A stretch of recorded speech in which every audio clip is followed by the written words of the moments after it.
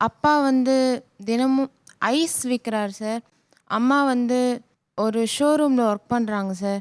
மழை டைம்ல வந்து அதிகமா வியாபாரம் இருக்காது சார். அந்த டைம்ல எனக்கு எனக்கு எதனா புக் வாங்கணும், நோட் வாங்கணும், கைடு வாங்கணும்னா கூட எங்க அம்மாகிட்ட கேட்கறதுக்கே ரொம்ப கஷ்டமா இருக்கும் சார். தினமும் வேலைக்கு போவாங்க சார். ஒரு 3 3 கிலோமீட்டர் நடக்கணும் சார். போறப்போ 3 கிலோமீட்டர், வரப்போ 3 கிலோமீட்டர் நடந்தே போய் வருவாங்க சார். அவங்களுக்கு மாசம் 7,000 தான் சம்பளம்.